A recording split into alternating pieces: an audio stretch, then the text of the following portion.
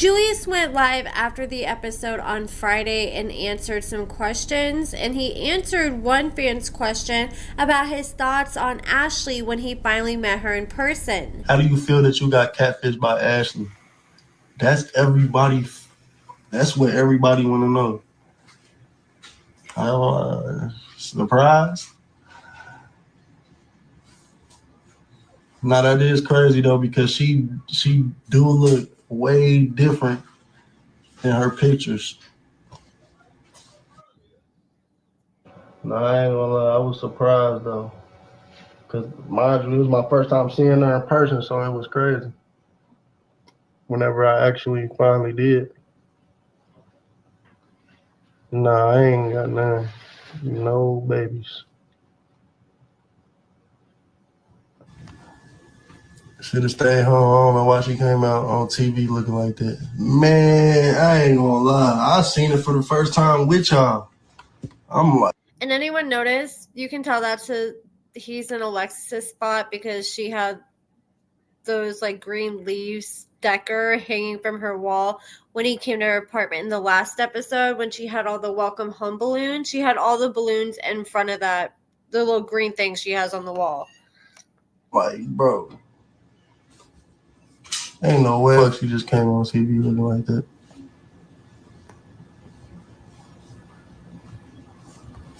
He's talking about slap Ashley for playing.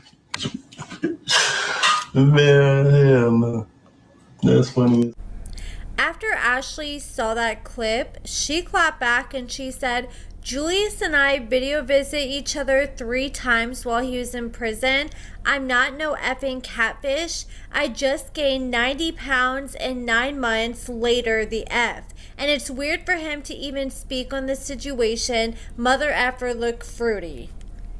Somebody pointed out in my comments that 90 pounds is a lot, and she said it was probably more than that.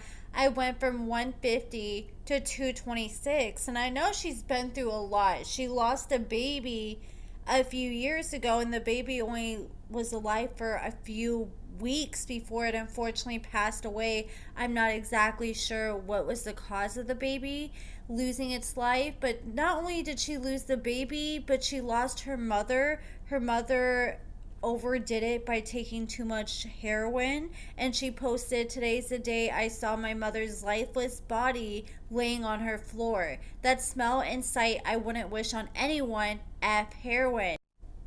Then she shared like one of those messages that you can get like made up by like those little Facebook things or AI, and it'll give you a message from one of your parents that are no longer with you. And this is a message that was generated from her dad. So she's lost both of her parents.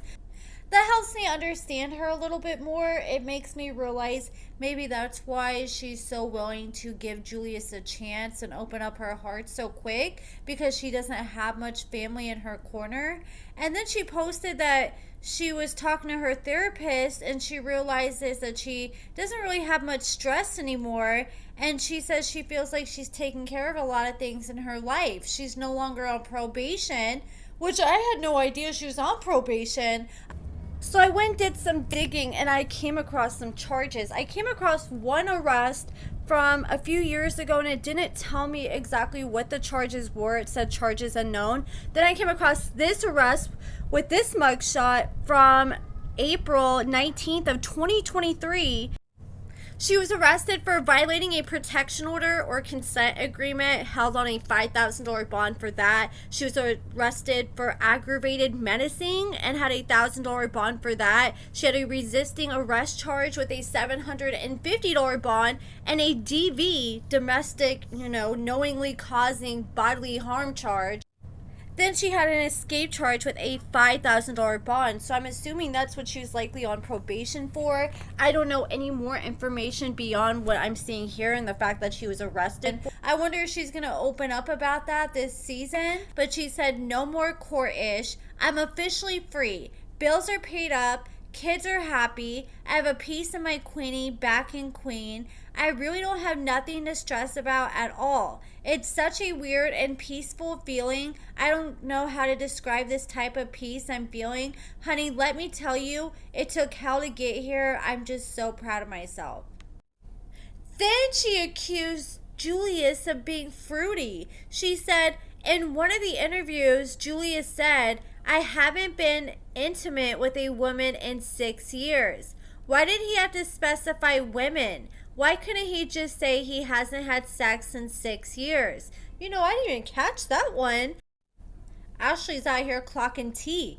Then she said, wanna talk ish about me gaining weight, mother effer. Learn how to line up that pencil mustache. And then she claims that she doesn't have any beef with Alexis. She says, I have no hate towards Alexis. She didn't know about me. I didn't know about her. From what I've seen on the show, she's a real sweet girl with a big heart. I honestly feel kind of bad for her. She didn't deserve what he did to us. I wish them the best on their journey. I'll find my man, and he won't be fresh out of prison this time. Then she said, yeah, I may look clueless and a little dumb on the show, but I don't give a F. It was such a fun experience, and I'm getting paid for it. I had a blast with my girls, and I learned a valuable lesson. I'm getting paid for people to watch me get my heart broke on TV. Oh, well. And then she said, I read comments I shouldn't have read. Then she's just sharing like some quotes. One said, I deserve a raw relationship. A mother effer that wouldn't even think about hurting me. And then she said, sometimes I forget that normal people don't know what Seroquel is. And I guess she said she has to take 400 milligrams of Seroquel every single night just to sleep. And then she said, when I pop out with my new man, don't be surprised. Then she said, going viral on all platforms, this ish is weird.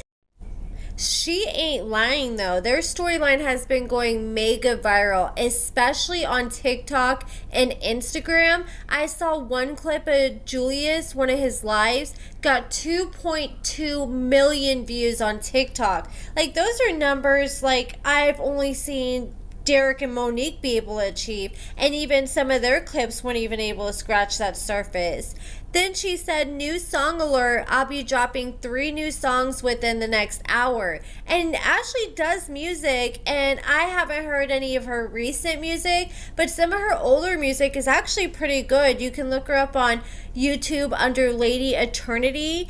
And Julius does music, and he just dropped a rap album on all albums, and he's been trying to get people to repost his music and saying he'll reshare them. And then his brother-in-law actually does music too. He's been trying to promote his music in different Love After Lockup Facebook groups. But what I noticed when I went to Julius's social media accounts is there are no post of Alexis on any of his pages. And you go to Alexis's page and she shares all sorts of clips with him. She shared a video where he was eating breakfast that she took of him at the restaurant right when he got out of prison, where he's eating his breakfast and you can hear her in the background talking to him. Then I went to Julius's TikTok and I was like, let me see if I can find any posts with Alexis on there. Nope, it's just all pictures and videos of himself. And he did repost that video that Alexis took of him, but he took out the audio where you can hear her in the background and replaced it with music. And even people in the comments pointed this out, and they said removing her audio is crazy work. Like, you would never have any idea this man has a girlfriend if it wasn't for seeing him on the TV show with her. When I was looking at Alexis' profile, I noticed that she finished this class or got her certification to be an esthetician, which is interesting because I haven't heard her talk about that on the show. I just knew that she did like caregiving work, but she said 750 hours later, and I did that. Definitely worth every trial and tribulation I've been through these past 6 months. Thank you to everyone who came out and everyone who encouraged me along the way. Your newest advanced esthetician. And then she shared on her profile that she's currently going to school to try to become a nurse.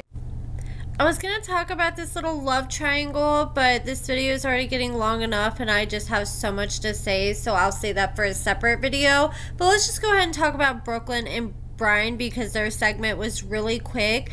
Brooklyn went to show up to get Brian from prison. Well, she knew she wasn't going to be able to take him home because he has to go to the halfway house. So she was hoping she'd at least like get to see him and touch him and feel him and give him a little kiss and send him on his way. But unfortunately, she wasn't able to get that. I guess one of the people who work for the prison ended up driving right past her and took him right to the halfway house. And once he got there, he wasn't even allowed to come out and see her. She was extremely disappointed over that. She even wore a short little dress so he can get him a nice little feel when he gets out and finally gets to embrace her. But they weren't able to get to see each other, and he was taken straight to the halfway house, and she pulled up and she was hoping, well, maybe we might be able to like give a quick hug in passing if I'm able to give him his belongings. But unfortunately, it didn't work out that way. They wouldn't let her see him face to face. The front desk people just took his belongings, so like, okay, we'll give them to him. And I guess they ended up giving her some things that I guess he wasn't able to keep in the halfway house. I really want to know why she ended up getting his tablet. Was it because he told her, hey, take this and hold on to it for me because I don't need this anymore? Or did they tell him he couldn't bring it in with him to the halfway house? Because I know some halfway houses have like restrictions on like tablets and cell phones like within the first like 30 or 60 days. Maybe that was the case, but I just have a hard time believing that he willingly gave up the tablet for her to get, knowing that there was this picture of some girl that Brooklyn didn't even recognize. I almost think that the halfway house like jumped the gun and gave her the tablet without telling him. They're like, oh, you're here to drop off his stuff? Okay, so you're probably the best bet of who to give this tablet to since he can't keep it. Because Brooklyn did not seem to be expecting to get this tablet with this big booty girl on the back of it. And she is very upset and she's going to confront him about it as soon as she talks to him. I don't know. I kind of have suspicions that he may not be in this relationship for the right reasons. I know it's still a little early on. Like we haven't met Brian yet. So it's kind of hard to make that full assessment. But I don't know, I just think it's very scary that she let him know up front about this trust fund that she had. I know if I was a prisoner, if I heard trust fund, my ears would perk right up. I mean, that's pretty much what every prisoner wants to hear about a girl that they're potentially dating. And I know if I'm dating a girl that has a trust fund and I'm in prison, she's going to move up on the top of the roster real quick. I feel like she should have left out the fact that she had a settlement until after they really like settled down, until like after a year or two of them dating, because I would just always constantly wonder, does he love me for me or is he with me just because of the settlement?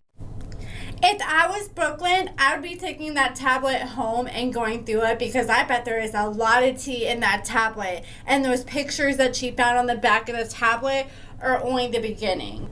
But that's it for this video, guys. Let me know what you guys think in the comments below. Give this video a thumbs up, subscribe, and thank you so much for watching.